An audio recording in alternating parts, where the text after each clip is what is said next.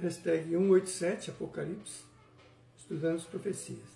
Falando ainda sobre o motivo pelo qual agora alguns judeus começam a reconhecer Jesus como Messias, não como devia ainda, mas já tem uma boa porcentagem deles trabalhando nesse sentido.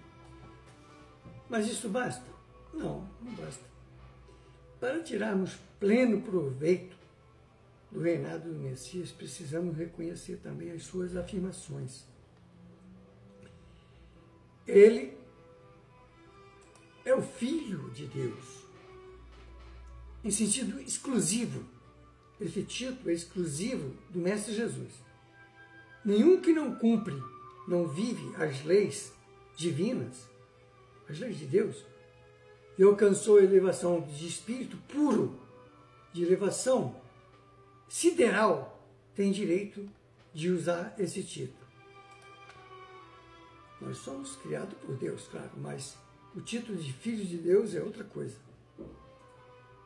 Por quê? Isso é muito simples de entender.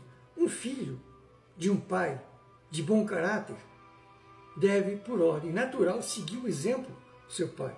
E nunca seria diferente, tendo por pai o Criador do universo, o próprio Deus.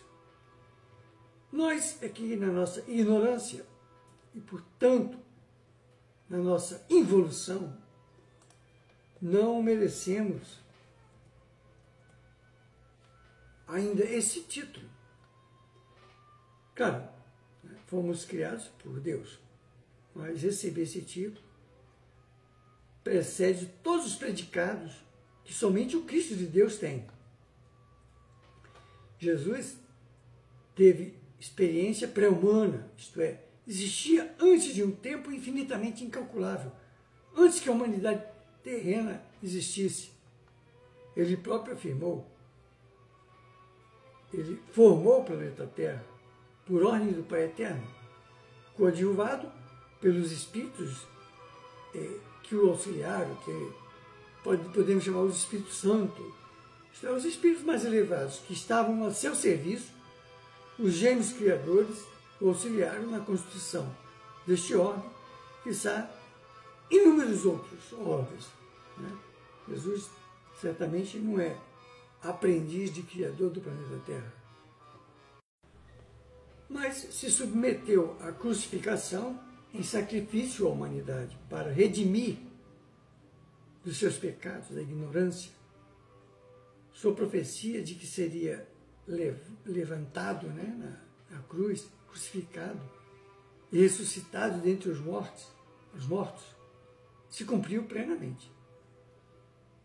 Não há nada a observar em contrário.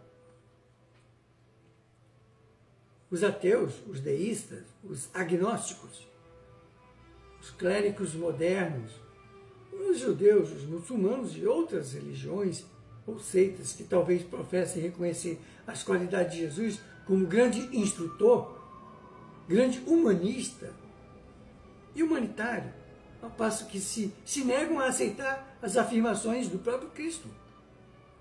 É notório que não são coerentes. Ou eram verdadeiras as afirmações de Jesus, ou ele era apenas um místico, um enganador, digamos, um impostor.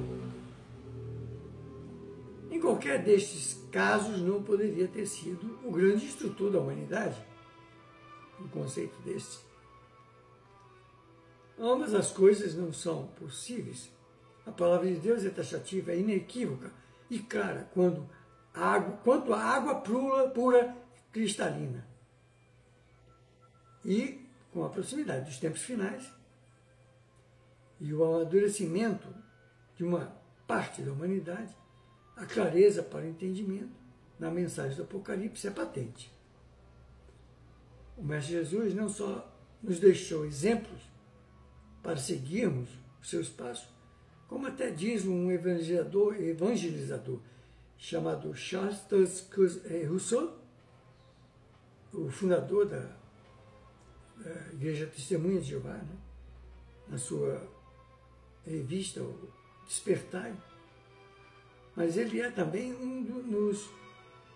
que também nos providenciou o meio de alcançarmos a vida eterna. Jesus Cristo, que ele foi nos auxiliar a perceber que esta vida só alcançaremos se seguirmos os seus ensinamentos. Isto é, vivemos sob a proteção das leis divinas. Estou falando de Jesus aqui.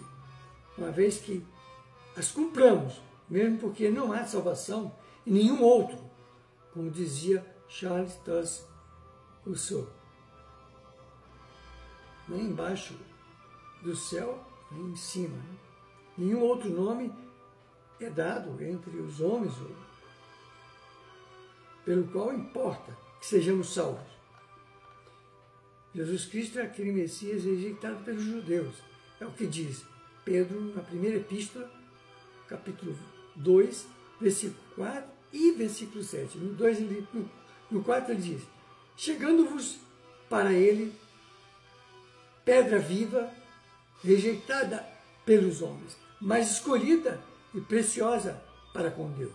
No 7 ele diz: e assim, para vós, os que credes, esta pedra preciosa, a pedra angular, mas para os que não creem, a pedra que os edificadores rejeitaram.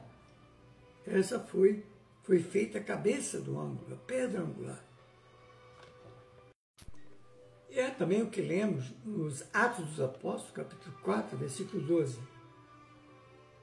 E em nenhum outro há salvação, porque debaixo do céu nenhum outro nome há dado entre os homens em que devamos ser salvos. Que a gente lembra também o anátema do profeta Zacarias, capítulo 11, versículo 17. Ai do pastor inútil que abandona o rebanho, a espada lhe cairá sobre o braço e sobre o olho direito, e o seu braço será de todo mirrado, e o seu olho direito será inteiramente escurecido. Fecha aspas. Isto aqui é para, principalmente, aqueles que se comprometeram lá no mundo espiritual, antes de vir à Terra, antes de reencarnar, divulgar, ou pregar, ou ensinar, né, os ensinamentos do Cristo. E, ou pior ainda, o faz de maneira completamente errada. O que quer dizer isto é o mesmo que abandonar o rebanho.